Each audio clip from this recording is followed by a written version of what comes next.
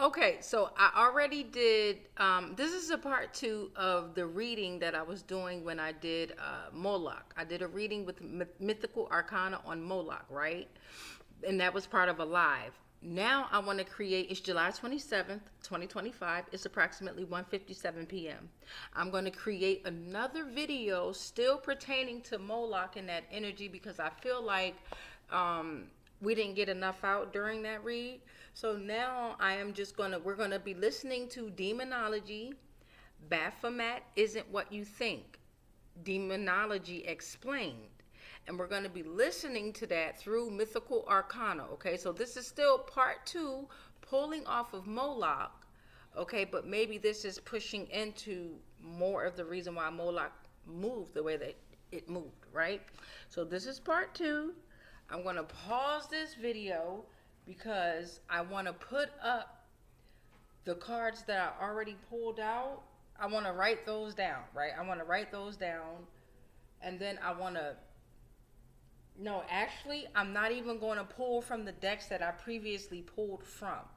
All right, so this part two, we're going to be pulling from Universal Laws, the United States of America, ABCs and 1, 2, 3s, and yes, no, maybe. Okay, that's what we're going to be pulling from. On the previous video, we pulled from emotions and entities.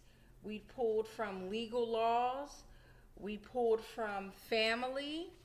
We pulled from zodiacs and planets.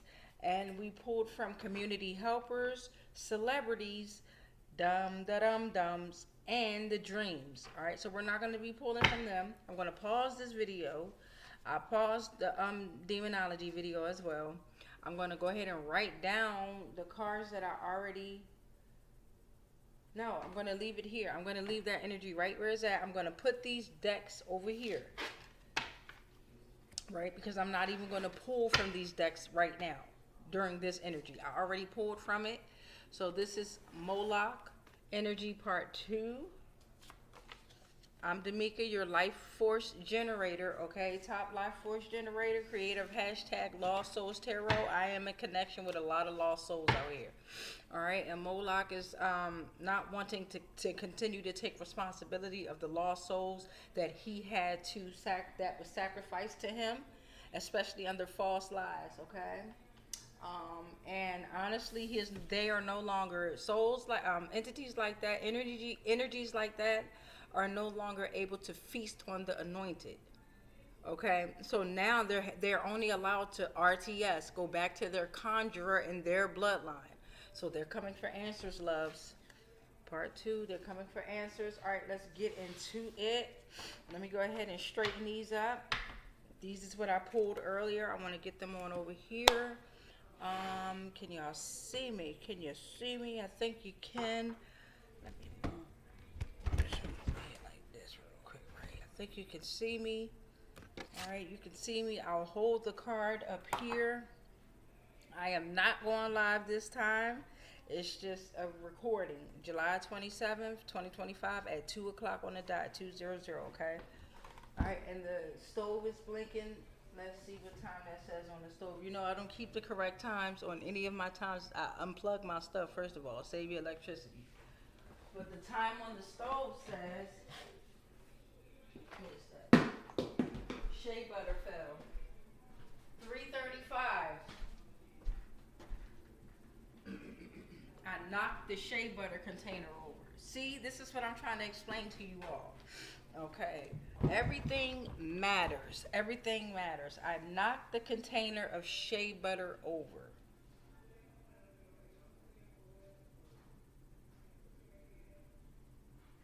Shea butter is used for a treatment of dry skin, eczema, and minor burns. It is pain relief from swelling and arthritis. So maybe I need to use the shea butter. Maybe some of you all need to use shea butter. All right, maybe some of you all are dealing with swelling and arthritis, eczema, dark spots, skin discoloration, stretch marks, wrinkles, and blemishes. All right, so I knocked this over. So yeah, shea butter. Put that back over there. Shea butter is relevant for a reason. All right, so let's let's get back into it. No, I'm not going to pause the video because, again, I'm not going to take notes. We're just going to jump right back into it and do these decks that we already have. This video is 21 minutes and 8 seconds, right? So I'll be pulling the tarot cards. If I pulled from all of the decks that I have left, then I don't know, depending on how I feel, maybe I'll pull from different decks that we already did, or just in the video where we finish pulling off the decks. Alright, so let me go ahead and you need something from me? Okay, alright, let's get into it then. Let's go ahead and start that. Demonology, Baphomet isn't what you think. Demonology explained. And remember, when you listen to these videos or you tap into these type of downloads, I don't attach to anything, right? I learn from them all, but I don't attach my energy to it, right? I learn from it. I take down whatever notes intrigue me. Because I work with energy, I'm choosing to learn about these energies the best way that I can. And then once I meet these energies, then I'll be able to not judge them or be afraid of them, right? Because it's just only getting to know the energy. Everything is based around energy, all right? Everything is based around energy, all right? That's why they're working so hard to manipulate the energy the way that they are. So 6 minutes and 33 seconds on this video. Let's start the demonology video now. You've probably heard it whispered before. Baphomet. It sounds ancient, mysterious, dangerous even. The kind of name people throw around without really knowing where it comes from, or what it actually means. Is it a demon? A god? A hoax? A warning? Depends who you ask. And that's what makes it interesting. Because Baphomet isn't a figure with a neat beginning or a clean-cut story. It doesn't show up in creation myths. It doesn't belong to one religion, one tradition, or even one interpretation. It's drifted through history like a shadow that never quite settles, always just outside the lines, always tied to secrets people weren't supposed to know. But here's the thing about shadows. They only show up where there's light. And Baphomet, for all the fear and controversy tied to it, has always been about something deeper, something uncomfortable, something worth looking at, even if it stares back. So where did this name come from? Who shaped it? And why does it still hold so much power? Let's pull it apart, piece by piece, and see what's really behind the symbol that refuses to disappear. Not to praise it, not to condemn it, but to understand why it keeps showing up when people least expect it. This is the story of Baphomet, the androgynous goat demon. These glasses destroyed a multi-billion-dollar industry. Don't risk straining your eyes or wasting money on outdated prescription glasses. Baphomet didn't enter the world through a ritual or a vision. It came through an accusation, an echo born in the shadows of a crumbling order. The first time the name appeared in recorded history was in the early 14th century, scrawled onto documents by inquisitors interrogating the Knights Templar. The Templars, elite warrior monks once hailed as champions of Christendom, had grown too wealthy, too powerful, and too independent. And when that happens in history, someone always decides it's time to bring the hammer down. King Philip IV of France, deep in debt to the Templars, made his move. He pressured Pope Clement V, accused the order of heresy, and launched one of the most notorious crackdowns in medieval Europe. Under torture, many knights confessed to all sorts of things: sacrilege, blasphemy, and secret worship of a mysterious idol called Baphomet. But what was Baphomet? No one could say for certain. The descriptions were vague. Some claimed it was a severed head. Others said it was a statue with a beard. Some believed it was a pagan idol. Others a demonic entity, or a symbol of secret knowledge. But there was no clear consensus because the name itself might have been a corruption. Some historians believe Baphomet was a mishearing or mistranslation of Mahomet, Muhammad, used to accuse the Templars of consorting with Islam. Others think it was code, a cipher hiding some deeper esoteric truth. Regardless, the accusation stuck. Dozens of Templars were executed. Their Grand Master, Jacques de Molay, was burned alive in 1314, denying the charges with his final breath. But the legend of Baphomet didn't die with him. It lingered. For centuries, the name faded into obscurity, popping up here and there in fringe texts, esoteric writings, or whispered among those intrigued by forbidden knowledge. Baphomet wasn't fully demonic. Not yet. It was still undefined, half riddle, half threat, floating somewhere between rumor and heresy. It wasn't until the 19th century that Baphomet took on a face. French occultist Eliphas Lévy reimagined the name, sculpting it into something more, something symbolic, powerful, and provocative. He drew the now iconic image, a creature of contradiction, balance, and mystery. With Lévy's vision, Baphomet was reborn, not as a confession under torture, but as a symbol layered in myth, philosophy, and esoteric meaning. And from there, its legend only grew. Because once an idea like Baphomet enters the world, vague, powerful, and shrouded in accusation, it doesn't go away. It evolves. Baphomet's appearance isn't just strange, it's deliberately paradoxical. Nothing about it was designed to comfort or to fit neatly into any one category. It's a collision of symbols, a walking contradiction, sculpted to provoke more questions than answers. And for that exact reason, it has endured. Most people know the image, a humanoid figure with a goat's head, seated with one arm raised and the other lowered, fingers pointing in opposite directions. The first thing that grabs you is the head itself, horned, beast-like yet strangely calm. The eyes don't glare, they don't leer, they just look, straight ahead, as if staring through the viewer and into something deeper.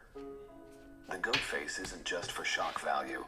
In esoteric circles, the goat represents raw primal instinct, the wildness of nature, unrefined but powerful.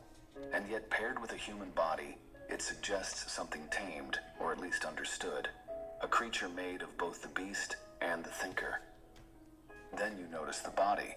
It's androgynous, part masculine, part feminine, muscular, but also bearing what appears to be the suggestion of breasts, a fusion.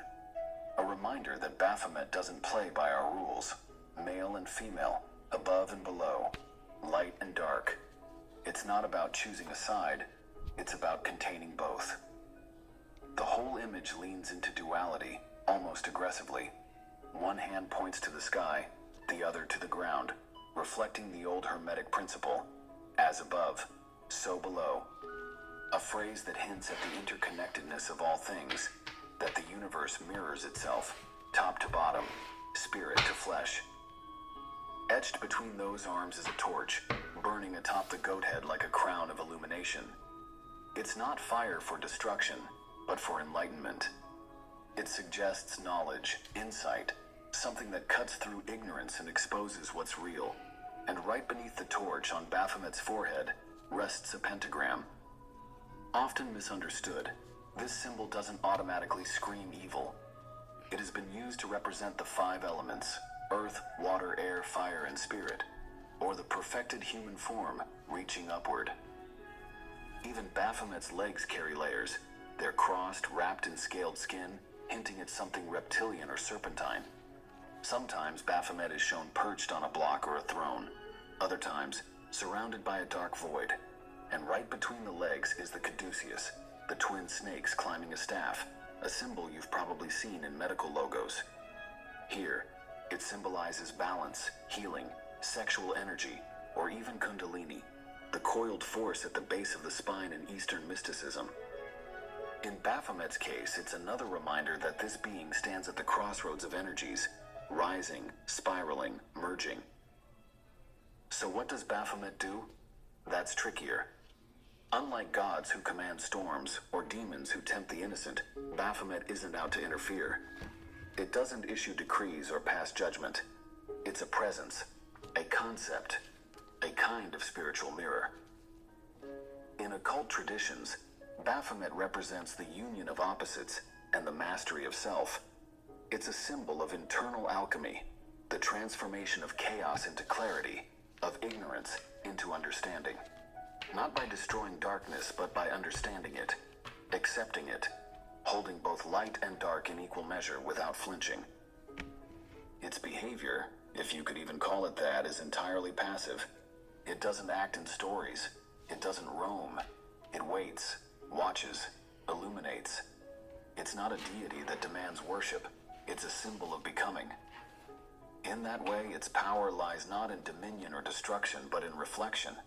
In the challenge it offers to those who dare look at it and ask, what am I refusing to accept about myself?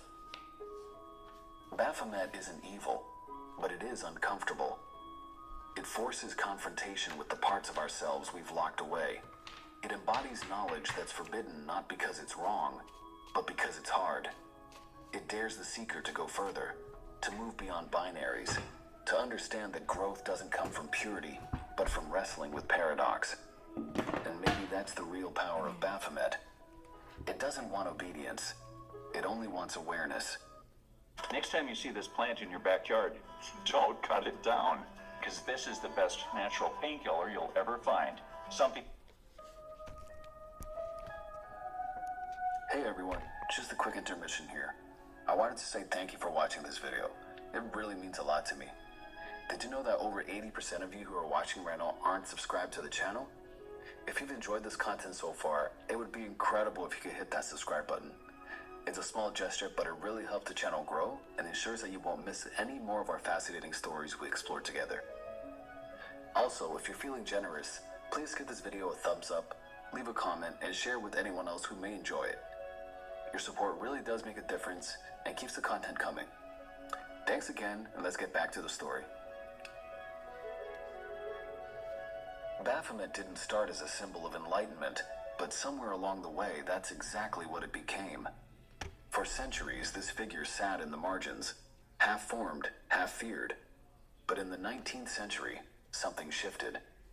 As we mentioned earlier, French occultist Eliphas Lévy took the scattered whispers and accusations surrounding Baphomet and turned them into something tangible. He sketched the now iconic goat-headed figure, not as a monster, but as a philosophical symbol, a representation of the occult's deepest truths. To Lévy, Baphomet wasn't a demon, it wasn't evil. It was a cipher for the great mysteries, the hidden balances that govern the universe. In a world obsessed with binaries, light versus dark, male versus female, good versus evil, Baphomet stood in the middle. Not neutral, integrated. It symbolized what happens when opposites stop fighting and start working together. That's why everything about its form is loaded with dual meaning. It's not just weird for the sake of weird. It's a visual sermon on sacred balance. The wings and the torch, the goat's head atop a human torso, the female and male features blended into one body. Each piece of Baphomet's design reflects an esoteric principle, an invitation to look deeper, to question appearances. This made it perfect for the occult revival sweeping Europe. Secret societies and mystical thinkers latched onto the image, seeing in Baphomet a guide through the labyrinth of hidden knowledge. The Hermetic Order of the Golden Dawn, Thelema Rosicrucians, they didn't all adopt Baphomet directly, but they echoed the same themes: duality, ascension, the pursuit of forbidden wisdom. In many of these traditions, Baphomet became a sort of spiritual compass. Okay, so right now we're at 18 minutes on this video. We're at 12 minutes on that video. We have 9 minutes left. We're at 12:08, and the whole video is 21 minutes and 8 seconds. We stopped at 12 minutes and 8 seconds. Look at how in sync we are, right? Shout out to y'all. So now we're going to pause this because I want to let you know that this is the last deck, the universal laws, right? But I'm feeling like the energy is telling me to pull some more from other decks until the video is over. So shout out to y'all for sticking it in. Universal laws. I'm going to have to work on the lighting and then also darkening up some of our cards, okay? All of the cards will be in the description box, what I pulled. Whether they came up upside down or not is up for you to judge, right? But the information is on the cards, okay? Much love. Here we go. Let's start it back up. Not a god to be worshipped, but a concept to be understood. An inner fire that needed channeling. The alchemists saw it as the union of sulfur and mercury, fire and water. In tarot symbolism, it aligned with the devil card. Not as a villain, but as a reminder that ignorance and fear chain us more than anything else. The torch between its horns? That was the inner light, illumination that burns away illusion. The caduceus? The coiled energy at the base of the human spine, waiting to rise and awaken the higher self. The pentagram on its brow? A symbol of humanity's perfect potential rooted in the elements, reaching toward spirit. And that's the thing. Baphomet wasn't designed to be comfortable. In esoteric circles, it exists to test you, to strip away the masks, to force you into your own contradictions, and ask whether you can hold both truth and shadow without crumbling. Levi called it the hieroglyph of the arcane perfection. Others just call it a warning. But to the serious practitioner, Baphomet is a mirror, one that doesn't show who you are, but who you could become. Guess which student has a better chance of getting into an Ivy League school? First, take a look at Zach. He's valedictorian, National Merit Scholar, and he's president of the debate. Okay, By so the you know 20th what? century, Baphomet. Let's pause that. This says voodoo, right? What I'm going to do is I'm going to go get a lamp or something to put over here in this corner. So I'm going to pause this actual video because it takes so long for these to upload. I'm going to pause this. We stopped on voodoo with universal laws, okay? I'm going to leave voodoo right here open. All right? We're still working with Moloch energy, okay? Time out, though. Pause. So now let's see if we can see the cards better. Fuck no. Let's see. If I turn the light this way. God damn it. Well, I'll darken the cards up, okay? So that says voodoo. Alright, that says voodoo. Let's go ahead and play the video. Let's get it going. Let's play the video and keep it moving. We're on universal laws. Had already slipped from accusation into symbolism, from whispered heresy into philosophical icon. But then came a new chapter, one that would drag Baphomet, kicking and screaming, into the modern world, and straight into controversy. In 1966, Anton LaVey founded the Church of Satan, and with it came a bold rebranding of what it meant to challenge religious orthodoxy. He wasn't interested in summoning demons or pledging allegiance to evil. LaVey's Satanism was atheistic, theatrical, and built more on personal empowerment and rebellion than dark magic. But it needed a symbol, something that could stare down centuries of fear and dogma without blinking. That symbol was Baphomet, or rather, the sigil of Baphomet. The church adopted and popularized an older symbol, a goat's head drawn inside an inverted pentagram, circled by Hebrew letters spelling out Leviathan. It wasn't pulled from thin air. Variations of the image existed prior, but the Church of Satan gave it a name, a brand, and a purpose. To them, it represented not evil, but defiance.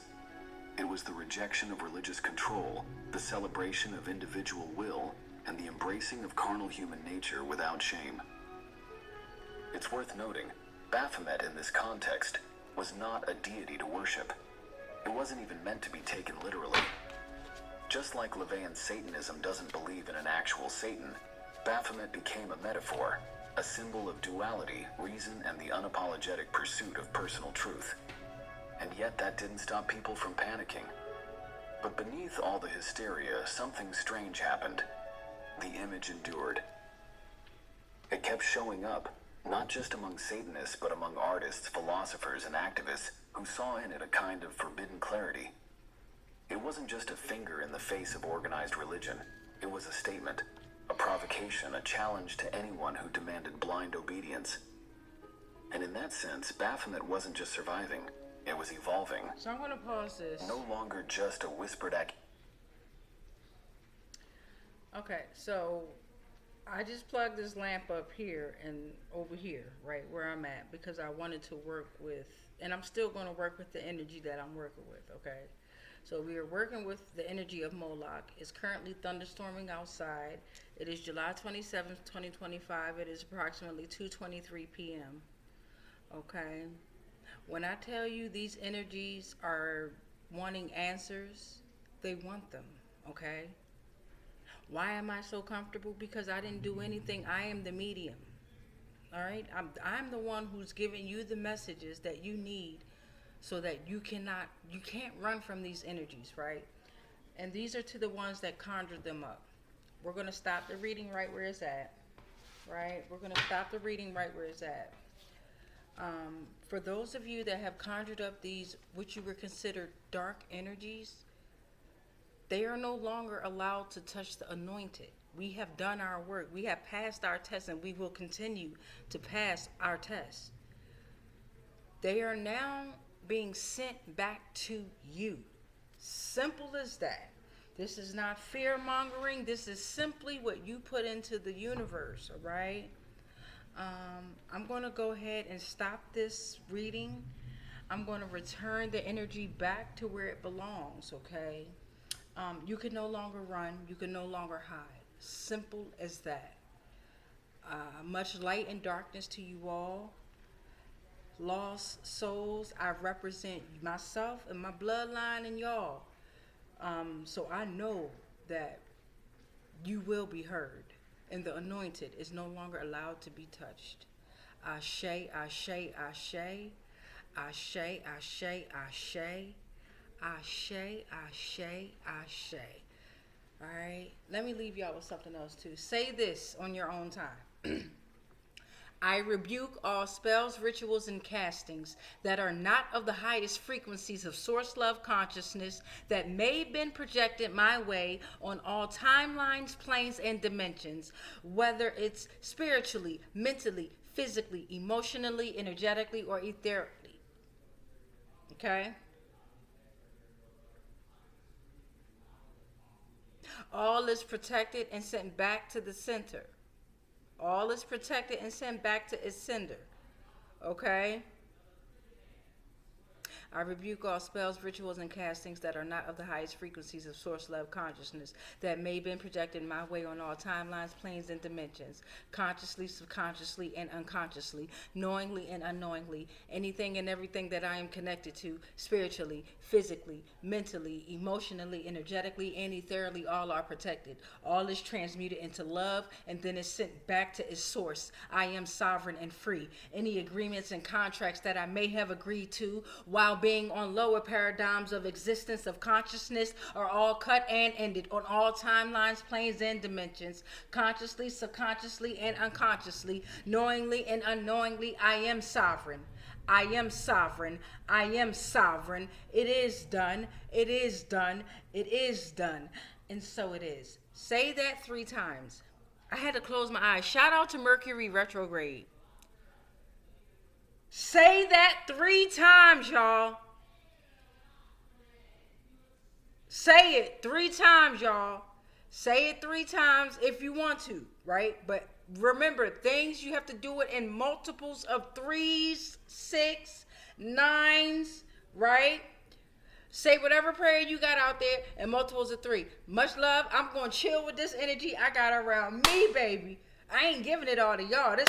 This message for me too. Much love, light, and darkness. We been rised.